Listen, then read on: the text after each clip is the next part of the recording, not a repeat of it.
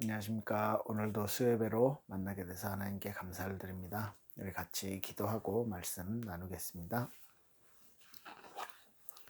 하나님께 감사를 드립니다. 우리에게 구원의 은혜를 주셨고 우리가 가는 곳마다 하나님이 우리의 삶을 정확하게 인도하고 계심을 감사를 드립니다.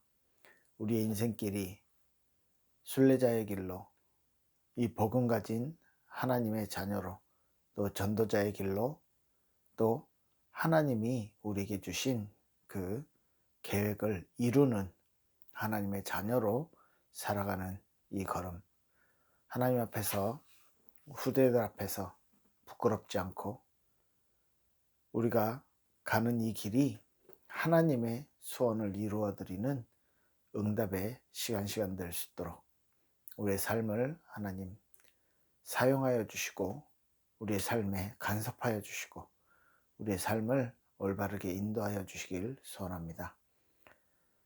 오늘 수요예배를 통해서 하나님을 바라봅니다. 하나님의 음성을 듣습니다. 하나님이 원하시는 것을 찾으려 합니다. 우리의 마음과 우리의 생각과 우리의 영을 하나님께서 주관하여 주시옵소서. 감사드리며 예수 그리스도 이름으로 기도합니다. 아멘. 네, 사도행전 23장 말씀 보겠습니다. 우리 지난주에 21장까지 했는데요. 22장은 이어지는 내용이기 때문에 22장부터 23장까지 23장 11절까지 말씀 여러분들은 같이 읽어보면 좋을 것 같고요. 저는 23장 6절에서 11절까지 말씀 예배 전에 읽도록 하겠습니다. 네, 사도행전 23장 6절부터 읽겠습니다. 바울이 그중 일부는 사두개인이요 다른 일부는 바리새인인 줄 알고 공회에서 외쳐 이르되 여러분 형제들아 나는 바리새인이요 또 바리새인의 아들이라 죽은 자의 소망 곧 부활로 말미암아 내가 신문을 받노라.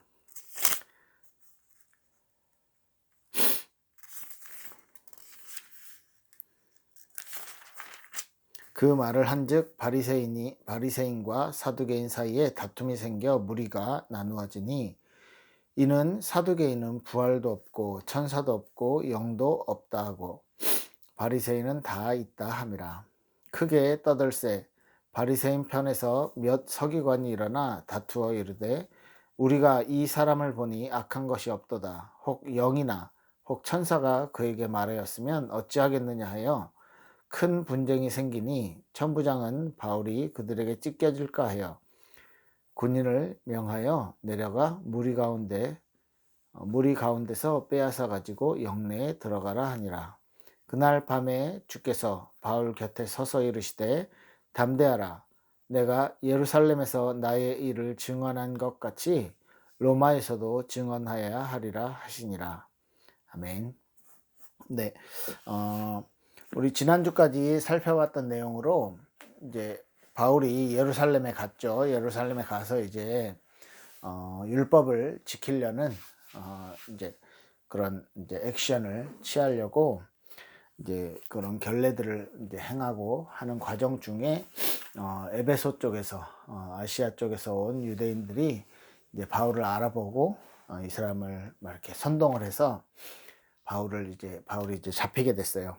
그래서 이제 천부장에게 잡히고 나서 이제 22장 내용이 잡히고 나서 이제 내가 이 사람들한테 얘기해도 되겠냐 허락을 받고 이제 천부장이 자리를 마련해 줘서 이제 바울이 본인이 어떻게 복음을 받았고 그리고 이제 예수님을 어떻게 만났고 뭐 이런 내용들을 쭉 얘기하면서 이제 중요하게 얘기하는 부분이 이제 내가 이제 이방인들에게로 가는 그런 명령을 하나님께 받았다. 뭐 이렇게 쭉 이제 본인의 간증이죠. 본인이 있었던 일들을 쭉 간증하면서 이제 말씀을 많은 사람들 앞에서 이제 바울을 공격하려는 사람들 앞에서 이야기를 하다가 그때 이제 이방인에 대한 사명에 대해서 이야기할 때 이 사람들이 갑자기 막 반박하고 막 소리를 지르고 "바울을 죽여야 된다." 막 하면서 이제 갑자기 급 흥분을 하게 돼요. 이제 유대인들 사회에서의 그런 모습들인 것인데, 이방인들에 대한 배척이라든지 선민 사상에 사로잡혀서 이 이방인들에 대해서 뭐 이렇게 정말 버림받은 사람, 내지는 쓸모없는 사람, 뭐 짐승들, 뭐 이렇게 받아들였기 때문에 이방인들에게 우리가 알고 있는 이 복음, 하나님의 은혜를, 그리스도의 비밀을 전달한다, 이런 부분들이 이제 유대인들에게는 잘 내키지 않는 거죠. 이해가 잘 안 되는 거죠. 그 부분에서 이제 유대인들이 걸려서 일단 이제 바울이 복음을 설명하는 부분이 좀 스탑이 됐습니다. 그러고 나서 그때 이제 히브리어로 말했기 때문에 천부장이 이제 무슨 얘기하는지 몰랐죠. 그래서 막 사람들이 막 이렇게 하니까 '아, 이 사람이 나쁜 사람이구나. 모든 사람들이 이 사람을 안 좋아하는구나.' 싶어서 바울을 때리라고 명령을 했어요. 그때 이제 바울이 백부장한테 말하죠. "아니, 로마 시민권 가진 사람을 이렇게 정확한 죄명도 없이 때리면 되겠냐?" 이렇게 말하니까 이제 천부장이 놀라서 이제 로마 시민권 얘기도 하고 뭐 이렇게 됩니다. 그리고 그다음에 이제 예루살렘에 공회를 열어서요. 이제 그 공회에서 뭐 쉽게 말해 종교 재판인 거죠. 뭐 제사장들도, 대제사장도 오고 바리새파, 뭐 사두개인들, 뭐 이런 사람들이 이제 모여 가지고 인제 종교적으로 인제 유대 율법, 유대 전통적으로 이제 맞냐 틀리냐를 이제 시시비비를 가리는 거죠. 인제 고런 자리에서 이제 바울이 23 장에 서게 됩니다. 근데 바울이요, 어차피 자기한테 유리하거나 뭐 이렇게 풀어 주거나 이런 부분들은 안 나올 것 같으니까, 바울이 오늘 아까 읽은 본문 중에서 이제 분위기 파악을 하고 이렇게 말한 거죠. 바리새인들하고 사두개인들하고 제일 인제 그 뭐야 대립되어지는 그 내용이 뭐냐면, 이제 영에 대한 부분들, 천사에 대한 부분들, 죽은 자의 부활에 대한 부분들, 이런 부분들이 바리새파들은 그래도 성경을 그대로 보려고 하니까 이제 죽은 자의 부활, 그다음에 천사, 이런 부분들 다 인정을 하고요. 사두개인들은 이제 그런 것들을, 이제 영적인 부분들을 눈에 보이지 않는 거기 때문에 인정을 안 하고 이제 안 하는 그런 뭐 이렇게 무리들이었는데요. 그렇게 좀 사상들이, 생각들이 많이 다른 이렇게 파였는데, 이 사람들이 이제 사두개파와 바리새파들이 있는 것을 보고 바울이 이제 이 사람들의 가장 큰 이렇게 쟁점인 부활에 대해서 이제 이야기를 하는 거죠. 그래서 뭐 이렇게 자기 변명을 조금 하려다가 이렇게 얘기합니다. 대제사장하고의 트러블도 있다가요. 바울이요, 바리새파 바리새인들하고 사두개인들이 있는 것을 보고 이제 이 사람들의 이제 성향을 아니까 이렇게 말해요. "내가 죽은 자의 소망, 즉 부활로 말미암아 내가 이 신문을 받고 있다." 이렇게 말하니까 이게 의견이 갈라지는 거예요. 나중에 아까 이렇게 본문 읽었잖아요. 바리새인 중에 일어난 사람들은 바울에 대해서 이제 두둔하기 시작하는 거죠. 왜? 부활이라는 이렇게 생각이, 교리, 아주 중요한 교리가 같기 때문에. 그래서 사두개인들, 그 부활을 인정하지 않는 사두개인들한테 이제 이렇게 화살을 돌리기 위해서 이제 바울을 이제 뭐 도와주는 그런 모양이 된 거죠. 그런 일이 있고 막 이제 두 사두개인들하고 뭐예요? 어 그 바리새인들하고 같이 막 싸우니까 바울이 위험하다 싶어서 이 천부장이 군인들과 함께 이제 바울을 데리고 이제 갑니다. 그리고 바울을 일단 가둬두라고 해 놨는데, 그날 밤에 이제 하나님이 바울에게서 이제 나타나신 거예요. 그래서 주신 음성이 뭐냐면, "그날 밤 주께서 담대하라. 내가 예루살렘에서 나의 일을 증언한 것 같이 로마에서도 증언하여야 하리라." 이렇게 말씀을 주셨어요. 어디서 많이 들어봤죠? 로마에서도 증언하여야 하리라. 예루살렘에서, 지금 이 예루살렘에서 이렇게 복음 많은 사람, 유대인들 앞에서, 그다음에 대제사장들, 바리새인들, 사두개인들 앞에서, 종교 지도자들 앞에서 네가 이 증언했던 이걸 로마에서도 해야 될 것이다. 그러니까 두려워하지 말아라. 사람들이 막 반발하고 이래도 너는 안 죽는다. 그 얘기죠. 음. 그 이제 말씀을 그날 밤에 이제 환상을 통해 주신 거죠. 바울이 복음을 전하려다가 복음을 받지 않는, 이 자기 말을 제대로 듣고 싶어 하지도 않는 유대인들에게 얼마나 답답한 마음도 있지 않았겠습니까? 자, 그런 것들을 이제 넘어서서 바울이요, 이들에게 이제 복음의 메시지를 전해야지라는 이제 마음이 있었겠죠. 이제 그런데 지금 공회, 종교 재판하는 자리에서도 이제 이 사람들의 어떤 성향이나 이런 것들을 활용해 가지고 그 자리에 쟁점을 바꿔버린 거예요. 아주 중요한 포인트를 바꿔버린 거죠. 바울에 대한 이야기를 하는데 이제 그 부활에 대해서 이야기하게 만들어 버린 거죠. 이제 바울이요, 이런 일들을 겪으면서 이제 바울이 어떤 마음을 가지고 있을까?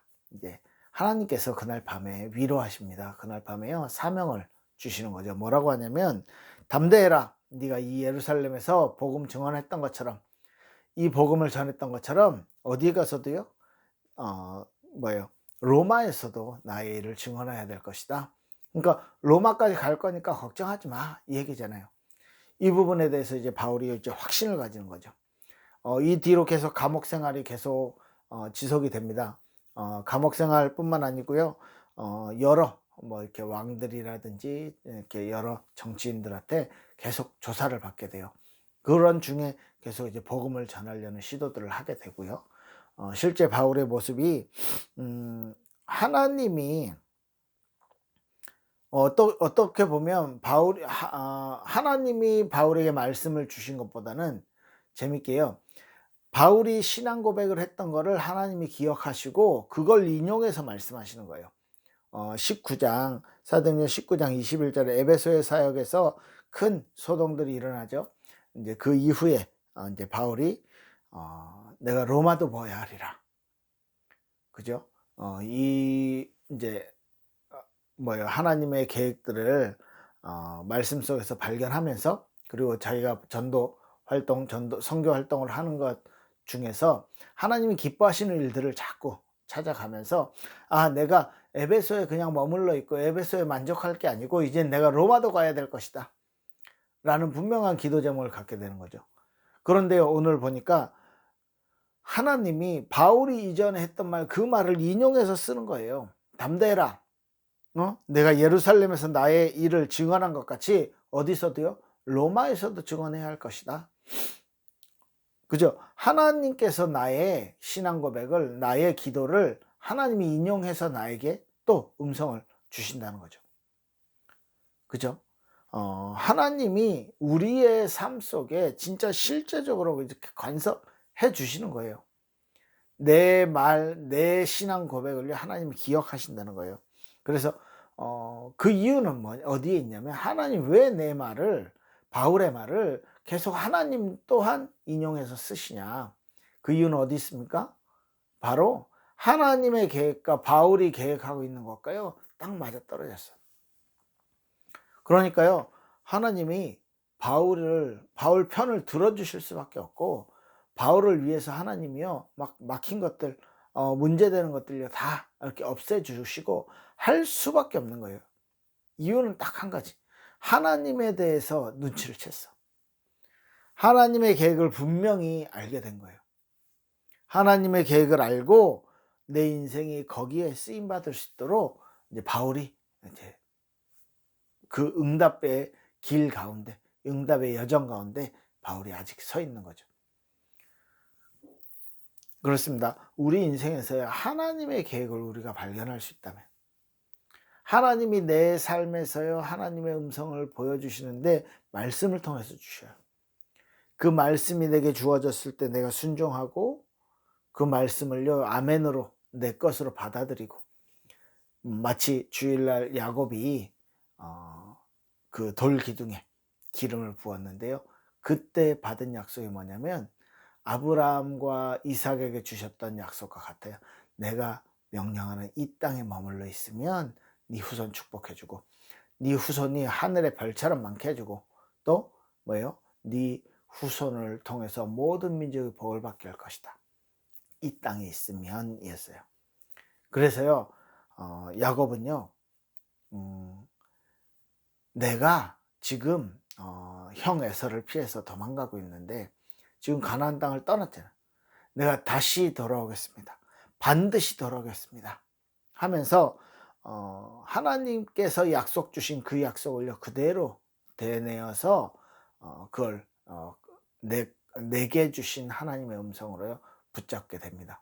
그렇듯이 우리가 하나님의 음성들을요 눈치채고 하나님의 음성을 하나님의 계획을요 발견하고 그 어떻게 구체적으로 만들어 가야 될지에 대해서 발견하고 응답받고 하는 부분에 대해서는 정말로 그죠? 중요하게 나에게 주시는 하나님의 음성 이걸 찾고 거기에 내가 믿음으로 반응을 한다면 그렇다면 이제 응답이 우리에게 주어진다는 거죠. 우리의 삶 속에 우리의 인생 속에 하나님이 어떻게 나에게 간섭하여 주시고 계시는가. 근데 그 하나님의 계획을 내가 눈치를 채고 하나님이 이렇게 하시고자 한다라는 그 뭐라 그래요? 우리의 삶 가운데 나의 삶 가운데 이렇게 하나님의 계획을 이루어 드리려고 내가 계획을 만들고 하는 기도하고 하는 그 부분이요. 하나님과 딱 맞아떨어졌으니까 하나님이요. 내가 했던 말을 인용해서 바울이 했던 말을 인용해서 하나님이 로마에서도 증거해야 될 것이다. 이렇게 말씀하시는 거죠. 아주 재밌는 거예요. 이런 삶 너무 멋있지 않습니까? 하나님의 생각과 내 생각이 일치되어진다는 거죠. 네, 오늘의 포인트입니다. 그 정도 되기까지 기도, 그 정도 되기까지 하나님의 말씀을 알고 하나님의 말씀을 읽고 외우고 뭐 써보기도 하고요. 하는 은혜의 그런 응답이 있기를 정말 예수 이름으로 축복합니다. 야곱이 그런 응답을 받았잖아요. 베델에서 하나님의 음성을 들었을 때 야곱은요 바로 그대로 말씀 붙잡고 서원했어요. 그리고 내게 이렇게 돌아오게 하신다면 진짜 언약의 하나님 당신이 내게 약속하신 것처럼 나도 당신에게 약속을 지키는 하나님이 나의 하나님이 될 것이요. 그리고 두 번째 뭐라 그랬어요? 내가 반드시 10분의 1을 하나님께 드리겠습니다. 이 기도가 이제 바울이 아니죠. 야곱이죠. 야곱의 기도였습니다. 그 이후에 야곱은요, 삼촌 라반한테 이렇게 당하기도 하고요. 속기도 하고요. 그런데요, 그 14년이 정말 라헬을 이렇게 차지하려고 라헬을 얻으려고 하는 그 기간이요, 이렇게 막 정말 금방 지나가는 것 같았다. 그만큼 이제 야곱은 이제 본인의 본능에도 충실한 사람.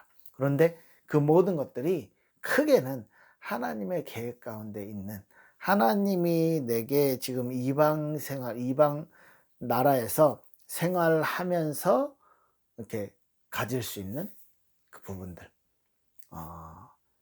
그런 일어나는 많은 일들 속에서 하나님의 계획, 하나님이 나를 인도하시고 하나님이 나를 축복하시는 부분을요 하나하나 체험하게 되는 거죠. 특히 이제 삼촌 라반과 재산 분배를 하는 과정 중에서 그런 부분들을 잘 살펴볼 수가 있습니다. 이렇듯이 오늘 수요예배 포인트는요, 바울에게 단순히 하나님이 힘 주시려고 하신 말씀이다, 이런 거랑은 좀 다르잖아요. 바울이 그 전에 신앙 고백했던 거를 하나님께서 인용해서 네가 이걸 로마에서도 보아야 할 것이다, 로마에서 증거해야 될 것이다. 네. 그리고 나중에 27장 25절 24절 그죠? 보면 그 풍랑 속에서 이렇게 풍랑 속에 하나님이 걱정 마라, 네가 가이사 앞에 서야 된다, 이걸요 분명히 말했어요. 그것 또한 바울의 신앙 고백을 하나님이 따라했다라기보다 그걸 기억하시고 하나님이 그걸 메시지로 다시 이렇게 바울에게 되돌려 주시는 거예요. 그런 내용들입니다. 오늘의 포인트는요. 하나님의 계획을 눈치채자. 그럼 내 인생이요. 하나님의 인도 가운데 있게 되는 거예요. 하나님이 하시고자 하는 것들을 빨리 눈치채면 우리가 그곳에 쓰임 받을 수 있는 거예요. 네. 여러분들 정말로 하나님의 계획 속에서 하나님께 쓰임 받는 저와 여러분 되길 예수 이름으로 축복합니다. 기도하겠습니다. 살아계신 하나님 감사합니다. 우리에게 주신 이 복음의 말씀이, 우리에게 주신 하나님의 음성이 잘 들려지게 하시고, 있는 곳에, 우리 있는 그 현장에, 우리의 가는 그 현장에 하나님의 나라가, 하나님의 능력이 임할 수 있도록 하나님이 축복하여 주시옵소서. 수요예배로 참석하는 모든 주의 일꾼들 축복하여 주시고, 한 명 한 명 위에 성령 충만 허락하여 주시며, hen나 키데아 하나님의 은혜를 누릴 수 있도록 축복하여 주시옵소서. 우리의 인생 속에서, 우리의 삶 속에서 정말로 하나님의 계획이 발견되어져서 따라갈 수 있도록 축복하옵소서. 감사드리며 예수님 이름으로 기도합니다. 아멘. 감사합니다. 우리 주일날 뵙겠습니다.